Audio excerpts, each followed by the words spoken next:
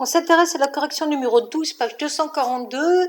Donc, on s'intéresse à la symétrie de centre A qui transforme B en C. Concrètement, ça veut dire que A est le milieu de BC.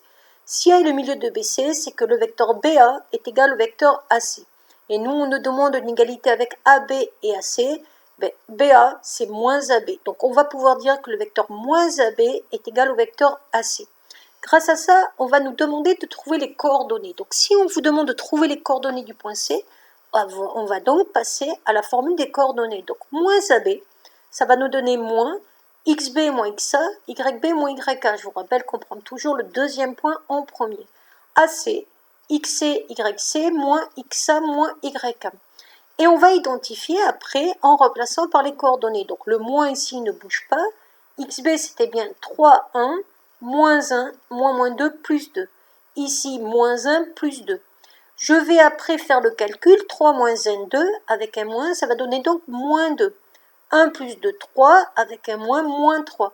Moins 2 va être égal à xc moins 1, moins 3, yc plus 2. C'est-à-dire qu'on identifie les abscisses et les ordonnées, ils ne se mélangent pas. Je fais passer le moins 1 de ce côté-là, je vais donc avoir xc moins 2 plus 1, moins 1. YC, pareil, je fais passer le 2 de ce côté-là, moins 3, moins 2, moins 5. Et pour le deuxième exemple, c'est la même chose. Donc, on a une égalité vectorielle qui nous dit que AM est égal à moins 2AN. Ça veut dire que les vecteurs sont collinaires. Et là, ça voudra dire, puisqu'il y a un point commun, que les points sont alignés. On passe aux coordonnées de AM. D'abord le point M moins le point A.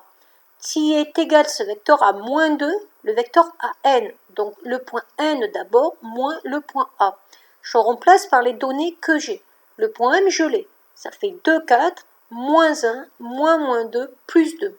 Le point N, je ne l'ai pas, donc je le laisse en tant qu'inconnu. Je vais donc avoir 2 moins 1, 1, 4 plus 2, 6. Et le moins 2 qui a devant les coordonnées, je dois le multiplier sur les X et je dois le multiplier sur les Y. Je vais donc avoir moins 2 facteur de Xn moins 1. Et moins 2, facteur du yn plus 2. Et ça, il faut résoudre. C'est un système de deux équations à deux inconnus, mais isolées. Le mieux ici, c'est que j'ai tout divisé par moins 2 pour ne plus avoir de facteur devant.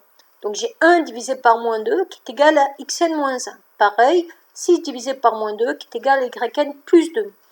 1 divisé par moins 2, ça fait moins 1 demi. J'ai isolé le xn en faisant passer le moins 1. Ça fait plus 1. Là, 6 divisé par moins 2, ça fait moins 3. J'ai isolé le yn en faisant passer le plus 2, ça fait moins 2.